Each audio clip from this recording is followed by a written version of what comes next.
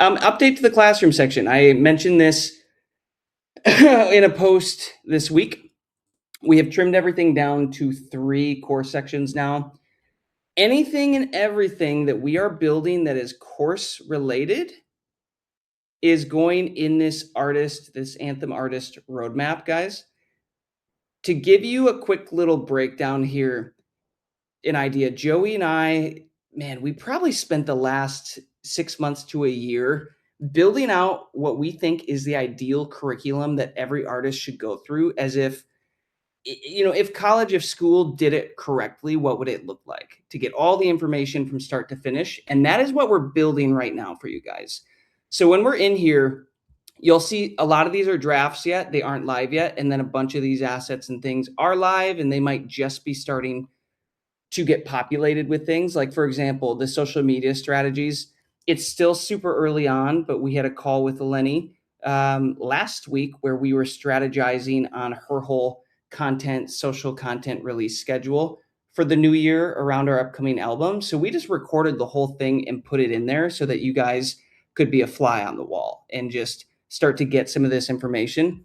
So we've got some that we're working on, like how to fund your music career. We're getting really close to being ready to release some of this stuff, branding, just all of this stuff. So when we're in the community section, like asking for things from you guys, or if we're jumping on calls asking for stuff, usually Joey and I are just trying to get an idea of where you guys are at right now so that we can figure out the priority of these things. Like, okay, what's the priority here? Like, even for artist basics, making sure that you've claimed all your artist profiles, right? Making sure that you understand really well how the Spotify for artists versus Amazon Music for artists versus Apple Music for artists, and how all the backends work, stuff like that. So just be prepared as we keep updating that. But again, it should be pretty simple for you guys now. There's 3 things: the roadmap, all the ride-along calls are still in the ride-along section,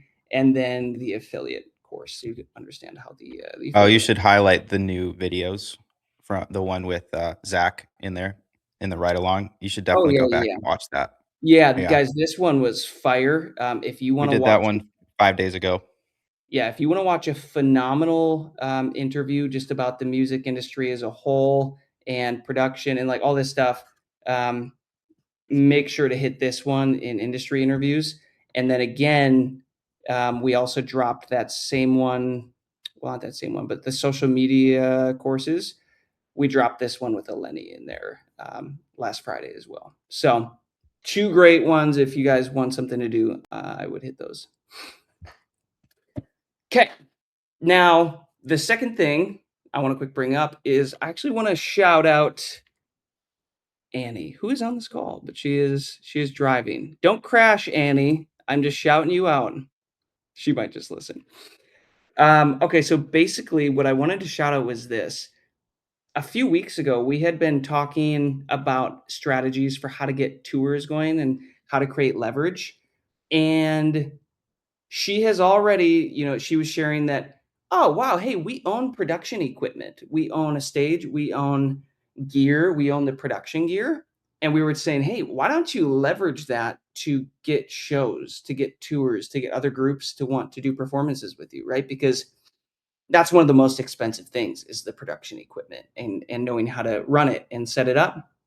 And she said she reached out to a local group that's been doing a lot of live events that are growing, and like worship nights, stuff like that. And basically said, hey, we'll provide all of the production equipment and we'll lead the worship if you guys handle the speaking, everything, and let us come in and collaborate. And boom, just like that, they're doing a live show now. It's There you not go. it's not a crazy complex process, guys, right? It's a simple concept. Yeah, it's hard to execute, but I mean, incredible. So yeah, that was a big win for her. And then the second thing too was there is I think another group, like a youth night that's becoming really popular in her area. And she was saying she's going to run with this idea of helping them set up a worship collective, like what we've been talking about on these calls, the power of having these collectives and these movements where you can, you know, feature groups and do lots of cool stuff releasing the music. So she was sending some ideas of like names that she was playing around with for all that. And we were just kind of going back and forth. But what I'm highlighting here is, man, she's taking initiative. Like, that's what I freaking love, because we're gonna keep dropping on these calls and dropping gems and just little things. Like, every one of these things that we talk about every week, there's something in here. You could take this little thing and run with it, and it could be a game-changing opportunity. So that is all I wanted to highlight. Also, to go off of that, like you guys are affecting kind of what Jason was saying with the roadmap, what we work on next. So we talked a lot about touring on that one call for like an hour and a half. And then I basically took the notes from there of what we talked about and started filling out the rest of it. And come to find out, we've probably only scratched maybe 10% of what the whole touring process is, defining the different roles. And so that's currently what I'm working on, is actually filling out the rest of that information so that we can, Jason and I at some other time, can actually put it together for you guys in that roadmap. So if you guys are working on anything right now that you want to hear from us about or get input from anybody else, like now's the time to chat about it, because we're always working on that next. If you don't have any thoughts on that, we can just open this Q&A up to what we normally do. Jason, a lot of our conversations with artists has been around branding. We might want to start exploring that, because realistically that'll be our next like module that we drop in. I actually had a call tonight with Kimberly Kofed, who's actually in this group as well. And we actually got into branding with her also. And I could use some of those things as an example to start off with Go for if it. we wanted to get into branding. Y'all cool with branding? A little branding chat? So their artist name is Kofed Family Music. Kofed Family Music. And what they do is they have 11 kids. Like, they're literally the Von Trapp family, literally. And they all do music together. They all sing, and she and her husband bring in the whole fam, and they make music together. And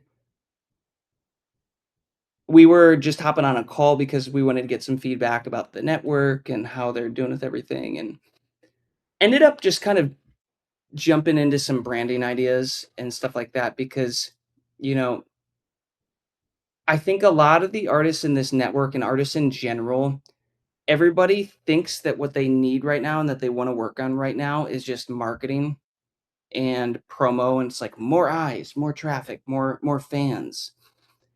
But there really is a step, a precursor before you hit that mark that is wildly important, and that is just thinking through all the different aspects of the brand as a whole. Believe it or not, we started as two broke artists working multiple jobs, touring the country with our band, trying to get signed. All the labels, they said no. COVID shut everything down. Nothing was working. Our bandmates quit. It seemed like it was all over. So we learned music marketing. We built our own momentum. Today, we've crossed over 500 million streams on all of our music. And we built the Anthem Network to give indie artists, producers, and music industry players the roadmap we wish we had 10 years ago.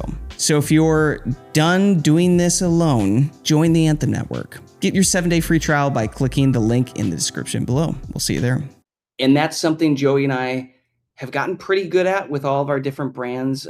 We've always been quite strategic in setting things up to, just give a specific type of impression with these brands. And she was kind of explaining, they've been doing some Christmas songs with the family together, and just kind of some random songs, because sometimes they're doing like kids music and they're doing these really cool choral arrangements and everything. And it brought up the first thing, which we've talked about before, but I think it's worth reiterating. And that is, if you're going to start to do pretty different niches of music, it's worth having different artist profiles. 100%. It is worth coming up with some other type of name that fits that niche better and can dive down into that niche. Also, I noticed with their uploads that they're all primary artist releases under their main brand, and the kids and all these other these other potentially artists aren't co-primaried, right? So they're not getting any of the growth or the traffic. And I was really just explaining like, okay, you should really have a powwow with your group here and figure out, does anybody here want to be a solo artist as well? Because that allows us to strategize a little bit more with the branding on, how we grow their other profiles as co-primary artists as well, right? So that when we're marketing this music, everybody grows. Kind of like how, when we're dropping a Lenny's album next year, it's Anthem Worship growing, it's a Lenny growing, it's Mass Anthem growing, it's all that good stuff. Joey, I think you know this group. I was talking with Kimberly about this idea of, man, you should really go and look into Anthem Lights and also look into the Cimarelli sisters, Yeah. because they have done this lane very, very well when it comes to CCM worship Christian music, as well as the social media side of it, particularly because these are brands like the Cimarelli sisters. What they do, I think, how many are there? 4, 5, 6? There's a lot of them. 6? Yeah. They Mhm. just do a cappella, like, vocal arrangements, very much like what Anthem Lights has been known for, doing that on kinda like the boy band side with 4-part arrangements. They do 6-part arrangements. Joe, I think didn't you get to know them? Didn't you do guitar for them a while Yeah, back as I well? tracked. So going off of what you said, Lauren is one of the sisters, and she has her own like pop brand, and I tracked guitars for one of her albums. Yeah. Got you. We should connect with them at some point. It was this one, I believe. Yeah. They're in Nashville, aren't they? Yeah. I should We hit should her up. Yeah, we should circle back on that. It'd be fun to connect with them. Mhm. Anyways, so when I hopped on that call, it was, seeing what they're doing with Kufit Family Music. It's like, yeah, these guys are like a modern day Von Trapp family with what they're kind of doing, bringing everybody together. It's like, she was talking about, okay, not really sure what to do on social media, not really sure, we're trying stuff, but it's not really working. In these scenarios, my go-to thing would be go find the other similar artists that are already crushing it in your space. And if you don't know, you just kind of like go to playlists that are relevant, that have your type of genre and music in it. For them, it's like, a lot of choral, big voice, choir type stuff. And just scroll through that thing and start clicking on artists and figuring out, oh, similar artists, who are their similar artists, who are their similar artists, and just see who you stumble upon. Because again, I could see the Kufid family, because there's also there's like 6 daughters in here that they also release some solo stuff. It's like, why couldn't they also be their solo brand, some sort of solo project that is co-primaried with Kufid Family Music? Very similar, guys, to what we do with Mass Anthem, right? If you go look at all of Mass Anthem stuff, you're always going to see it attached to other brands and artists that we're working with as co-primary artists. So, I was just kind of planting that seed for her to start looking into, of like, okay, let's think about you as a brand. How do similar brands present themselves on social media? What are they doing for content? How are they relating to their fan base and growing a fan base? And what do their arrangements and their music, all this stuff look like? So I thought that was a good first step into this conversation of branding. I open everything up to you guys. I mean, looking at their brand, they would crush on YouTube. As like, I don't know how many of you guys seen those like family brands on YouTube. Like they could almost be like YouTubers first and like they have music as well. Like it's the same thing, like Cimarelli and Anthem Lights both do that as well. Like they have a really heavy YouTube presence. Also, one of the things that Cimarelli started doing, once some of them started becoming moms, they started another brand. Don't worry They about me. started dipping into kids music, and like they were dipping into like the Miss Rachel, if you guys are familiar with like that whole world of like that type of music and stuff. So, and they were producing YouTube content on top of it. So they created a different YouTube channel, whole different thing. So, But see how YouTube is their thing? Like, mm-hmm. you go with the hand that you're dealt, guys. Like, you go with your strength first. For Yep. us, Mass Anthem blew up on Spotify. Mm-hmm. So we focus our attention on Spotify.